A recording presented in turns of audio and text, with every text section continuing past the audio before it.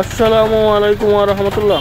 প্রিয় দর্শক বন্ধুরা, ফরিদপুর নতুন বাস স্ট্যান্ডের আগ মুহূর্তে দেখুন, তবে রাস্তার কার্পেটিং ভালো না হয়, রাস্তার কার্পেটিং উঠে গেছে, কাজ ভালো হয়নি, বুঝছেন। মানুষজন যে কীভাবে লুটপাট করে খায়, সরকার বাজেট করে, সরকারি লোকজনই খায়, মানে ঠিকাদার টাকা পাইতে পাইতে উপর থেকে খাইতে খাইতে আস্তে আস্তে ঠিকাদার যা পায় তা দিয়ে আর রাস্তার কাজ ভালো হয় না।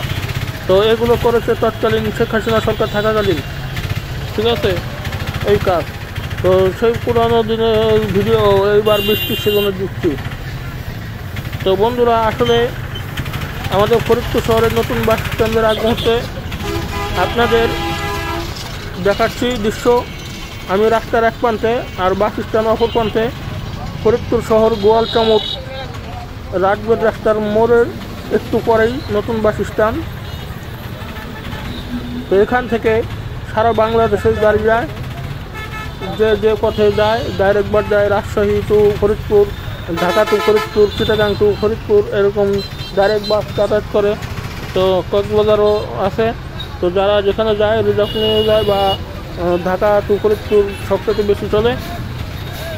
তো অনেক বাস এখানে, প্রায় 150 থেকে 200 বাস থাকে এখানে নতুন স্ট্যান্ডে।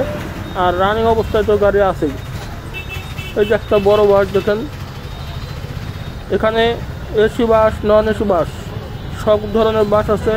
সারা বাংলাদেশে যাতায়াত করে এখান থেকে গাড়ি। আর মানে এখানে সবসময় স্টকে কিছু গাড়ি থাকে আর রানিং অবস্থায় থাকে। পশ্চিম পাশে বাস টার্মিনাল,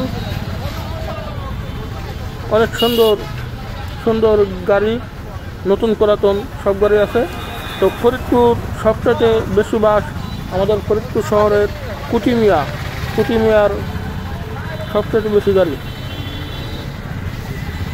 তো আপনারা যদি কেউ ফরিদপুর বা অন্য থেকে আসেন, অবশ্যই চলে আসবেন আমাদের ফরিদপুর ঘুরতে। ফরিদপুর রয়েছে বিশ্ব নামকরা মনীষীদের পরিচয়, এবং চিত্র জগতে, শিল্পী জগতেও অনেকেই আছেন।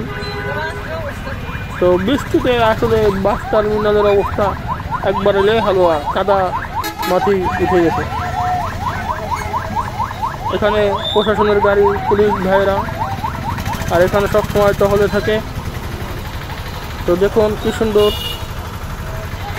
আসলে এক একটা বাসের এক একটা নাম। লোকাল বাস, এগুলো লোকাল বাস বেশ একটা ভালো নয়, উন্নত না, একবার পুরাতন হয়ে গেছে।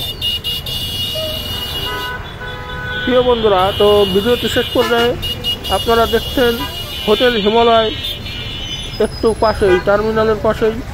তো অনেক সুন্দর দৃশ্য। তো ভিডিওটি আজকে পর্যন্ত রাখলাম। রমজান ভাই ফেসবুক পেজ ও ইউটিউব চ্যানেলটি অবশ্যই সাবস্ক্রাইব করে সাথে থাকুন। ধন্যবাদ।